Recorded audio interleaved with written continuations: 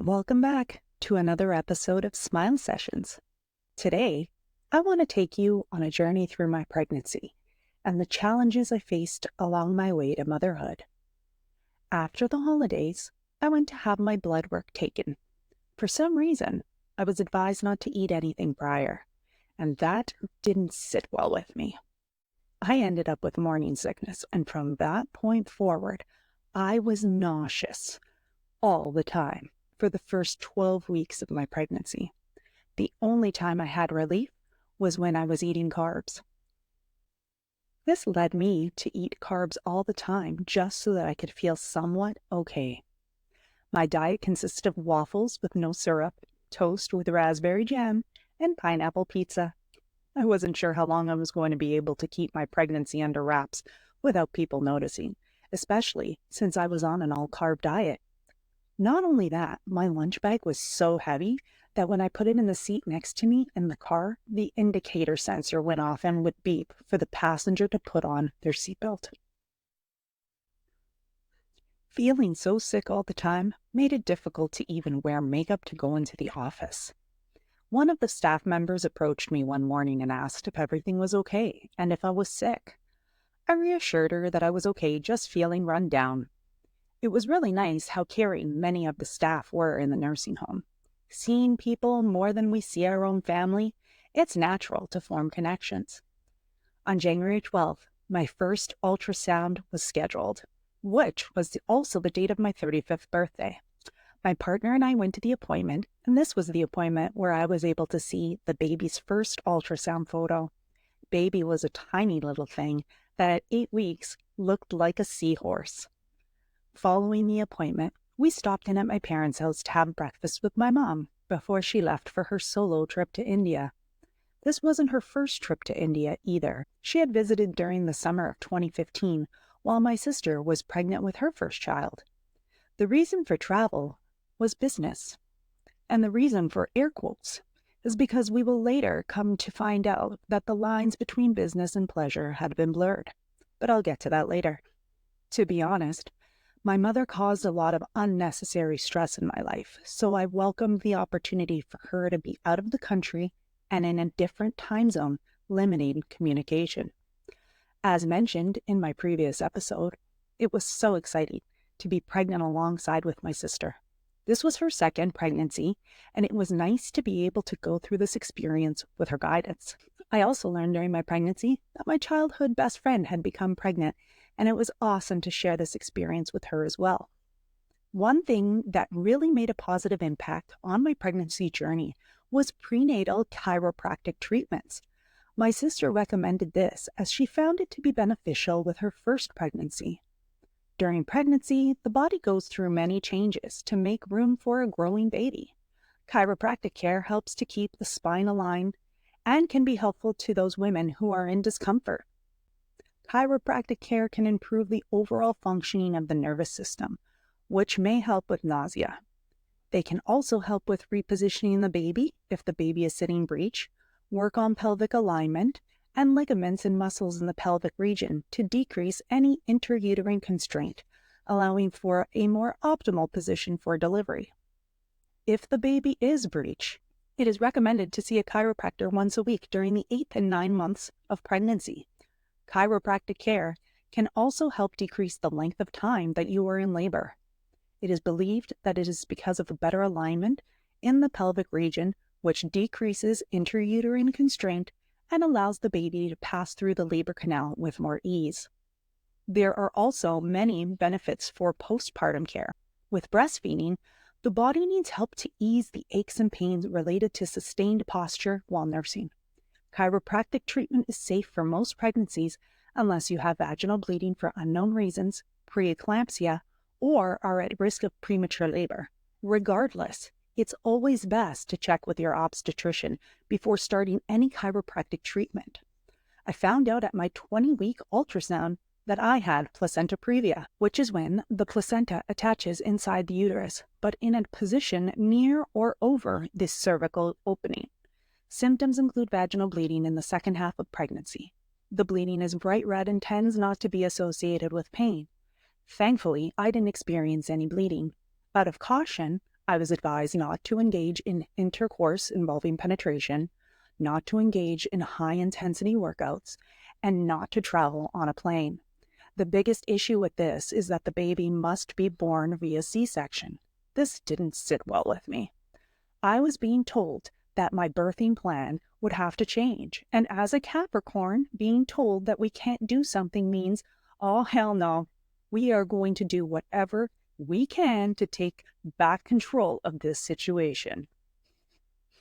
I was told that the placenta was slightly in the way of the cervical opening, and as the baby grows, there's a chance it could move and I could do a vaginal birth. So you're saying I have a chance? I ran with it. I followed up with my chiropractor, and she said she could assist in hopes of helping it move. If this didn't work, she also mentioned how postpartum care would benefit from a C-section as it is a serious abdominal surgery. At around 6 months, my belly was very much showing, and I needed to get some clothes. I really didn't want to invest in maternity clothing. I thought I could get away with buying bigger sizes. Yeah, that didn't really go as planned. Keep in mind, this was way before Rihanna made the pregnancy belly an accessory. In the photos that follow, my sister and cousin were crying. They had laughed so hard from what I sent them. Here is the audio of my sister's laugh. It is the best laugh, and it is so contagious. Please stop. Look at it.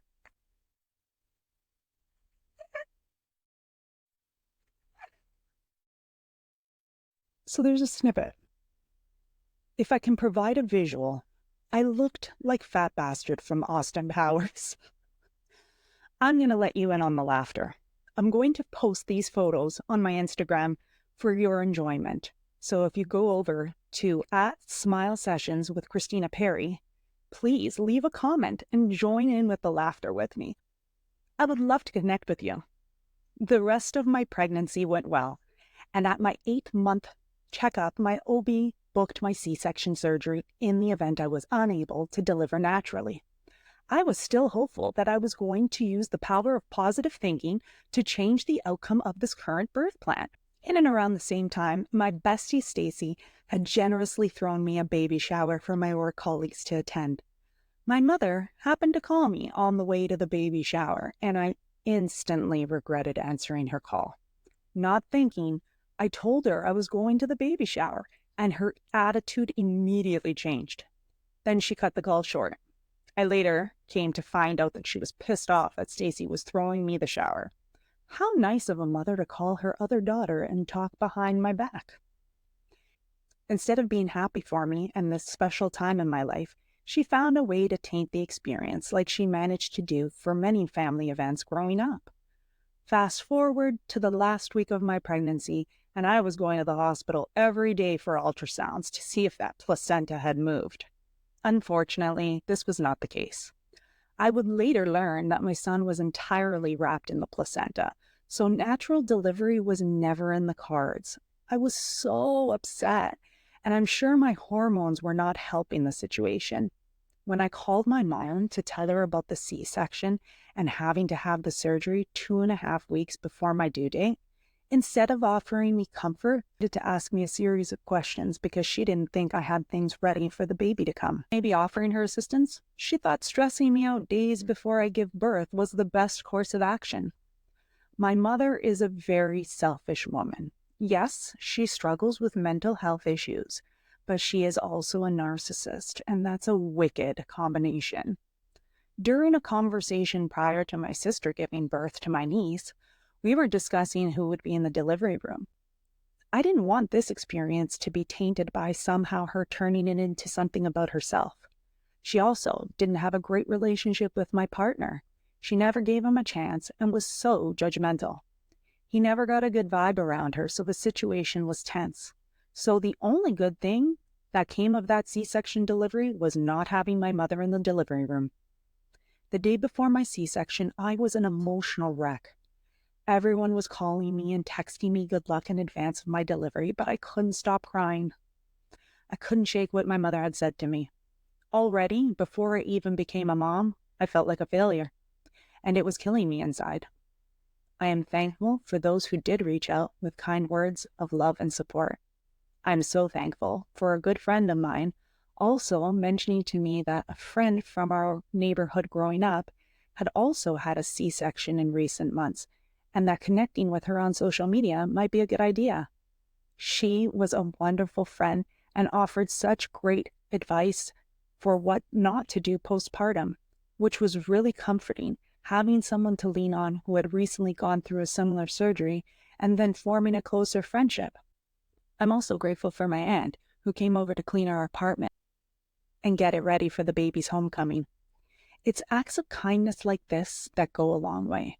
It calmed my nerves and anxiety, knowing someone was doing something to alleviate my stress. And it's something that I will always remember. Thank you for joining me today on this session. I hope you learned some useful information as well. Please join me on the next episode of Smile Sessions, where I will detail my delivery experience and the days following postpartum. Don't forget to follow me on Instagram at Smile Sessions with Christina Perry for more updates and to share your own stories. I would love to hear from you. Until next time, keep smiling and stay positive.